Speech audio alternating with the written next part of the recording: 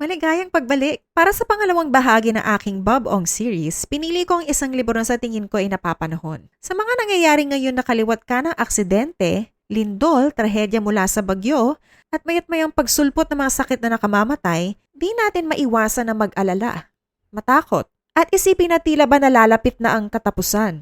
Pero paano kaya kung sa gitna ng panganib, merong isang taong handang tumulong at magsakripisyo para sa kanyang kapwa, na mas uunahin pa ang kaligtasan ng iba kaysa sa sarili?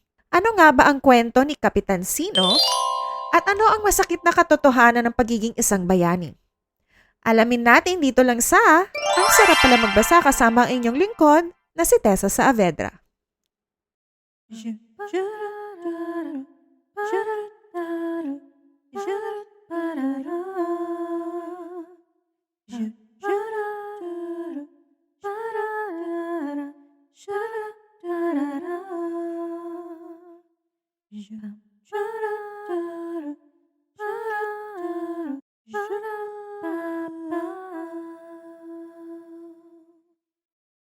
At tulad nga ng dati, kung hindi nyo pa po nagagawa, maglagay lang po kayo ng komento, like, subscribe at pindutin ng bell icon para alam nyo na meron akong bagong librong tatalakayin. Kung kayo naman ay nakikinig sa Spotify, huwag nyo kalimutan na i-follow ang aking palabas at sama-sama tayong bumuo ng komunidad ng mga mahilig magbasa. So usually po, dito ko po nilalagay yung about the author, pero dahil po na talakay na po natin or napag-usapan na po natin si Bob Ong doon sa previous episode ko, punta na tayo doon sa synopsis o yung buod ng ating istorya. Ang kwento ay umiikot sa isang ordinaryong elektrisyan na nagngangalang Rogelio Manglikmot mula sa katang-isip na bayan ng Pelaez. Kanya natuklasan na meron siyang mga superpower at hinimok siya ng kanyang matalik na kaibigang si Bokbok na gampanan ng katauhan ni Kapitan Sino, isang nakamaskara na superhero na naglalayong tumulong sa mga tao at labanan ng krimen. Ngunit hindi tulad ng mga klasikong bayani sa comics na pinagmamalaki at pinagpupugay ng mga tao, ang paglalakbay ni Rogelio ay malalim na nakabatay sa malupit na katotohanan ng lipunang Pilipino. Napili ko po ang libro na ito dahil ang kwento niya ay patuloy na sumasalamin sa mga tunay na isyong panlipunan ng Pilipinas at higit pa. Una dyan, ang paghahanap ng tagapagligtas sa lipunan. Sa klima sa politikan at panlipunan ngayon, marami pa rin na naghahanap ng isang bayani para ayusin ang lahat. Maging ito ay isang politiko, tanyag na tao, influencer, o kahit isang katang-isip na figura. Mas pinipili daw po ng ibang tao na maghanap na lang ng hero kaysa po kumilos sa kanilang sarili para ayusin ang problema nila o maibsan yung kahirapan nila sa buhay. Pangalawa, pagpuna sa kawalang interes ng publiko at mga maling pagpapahalaga.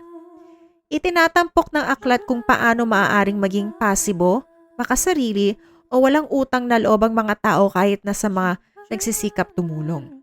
Sa panahon ng social media, madalas nating nakikita kung paano mabilis magbagong opinyon ng publiko at kung paano masisira ang mga gumagawa ng mabuti sa pamamagitan ng cancel culture o nakakalaso na kritisismo. Minsan daw po kasi kahit daw po na tinutulungan na tayo, parang nagiging ungrateful pa tayo dun sa taong tumulong sa atin.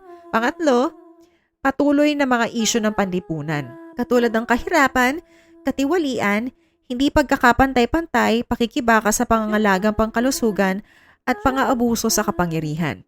Ang mga isyong ito ay sentro sa nobela at patuloy na sumasalot sa lipunan ngayon. Kaya naman po ay napaka-relevant daw po nitong libro na ito.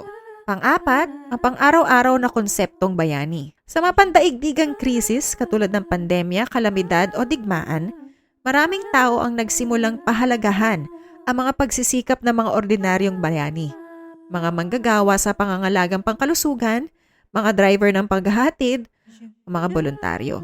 So, di ba po nung panahon ng pandemic, nakita po natin yung sakripisyo ng mga nurse, doktor, kahit po yung mga grab driver, talagang pinahalagahan natin ho sila dahil kung wala po sila, siguro mas nahirapan po tayo ng mga panahon na yon. 5, paghihikayat sa pagmumuni-muni sa sarili. Ang aklat ay nagtatanong ng isang mahalagang tanong. Kung may kapangyarihan kang tumulong sa iba, gagamitin mo ba ito? Lalo na kung walang magpapasalamat sa iyo. Di ba po?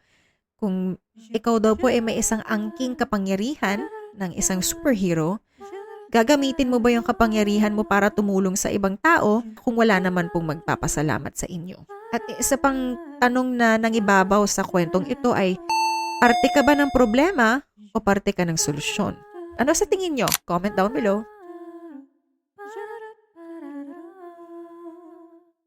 So ang nagustuhan ko sa libro ay ikinuwento ni Baboong yung storya sa paraan na nagkakaroon ng ugnayan yung nagbabasa sa mga karakter dahil inilarawan niyang mabuti ang mga problema sa lipunan tulad ng korupsyon, kahirapan, walang pakialam sa kapwa at kawalan ng katarungan.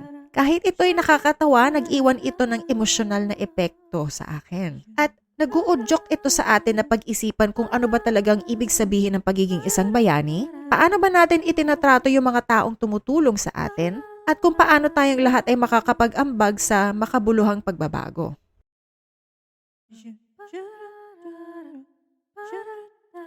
At dahil dyan, ang paborito ko pong karakter sa istoryang ito ay walang iba kundi si Rogelio. Dahil yan sa bukod pa sa pagiging relatable ng kanyang karakter, ang kanyang kabaitan at katapangan ay talagang pumukaw sa aking damdamin.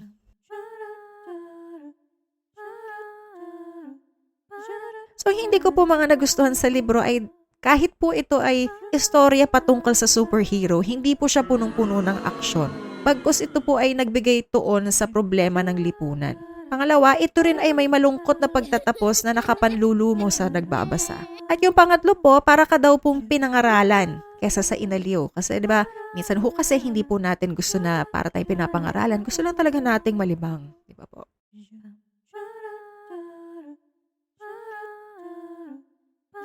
Ang susunod, ang paborito kong quote sa librong ito ay mula sa page 165. Hindi hawak ng tao ang buhay, pero hawak ng tao ang kapangyarihan para hindi pahirapan ng ibang tao. So hindi mo man daw po kontrolado kung anong mangyayari sa buhay mo, pwede mo naman daw piliin na tumulong sa ibang tao para po, diba, po pagaanin yung mga loob nila. At dahil dyan, so ang napili ko po para po sa ating word of the day ay ang salitang kapangyarihan. Isang kakayahan ng entidad, katauhan o nilalang upang matabanan o kontrolin ang kapaligarang nakapaligid sa kanya, kabilang ang ugali o asal ng iba pang mga entidad, katauhan o nilalang.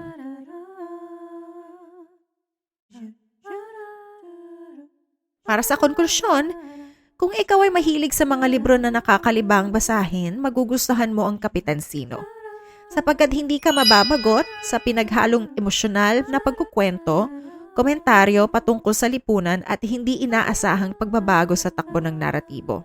At dahil dyan, bibigyan ko ang libro ng 4 na stars. Bagamat nakakalibang basahin at napakasimple ng pamamaraan ng pagsulat, ito'y nakabibitin at kulang ito sa hinahanap-hanap kong aksyon o excitement na inaasahan ko sa mga istorya patungkol sa mga superhero. Nabalik ko tong libro na to sa halagang 250 pesos. Masasabi ko na sulit naman siya, hindi naman po siya ganun kamahalan. Sakto lang po yung presyo na yan para po sa isa sa mga libro ni Baboong. Para po sa ating final thoughts,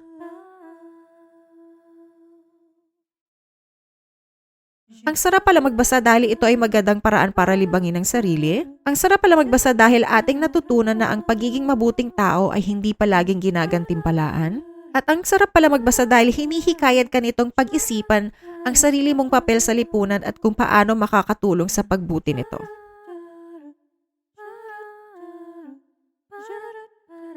Maraming salamat po ulit sa pakikinig. Kung hindi niyo pa po nagagawa, huwag niyo po kalilimutan na mag-comment, like, subscribe at pindutin ang bell icon para alam niyo kung meron po akong bagong book review. At kung kayo nakikinig sa Spotify, huwag niyo pong kalimutan na i-follow ang aking palabas at sama-sama tayong bumuo ng komunidad ng mga mahilig magbasa.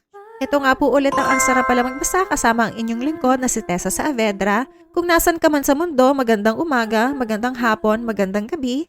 Maraming salamat sa pakikinig.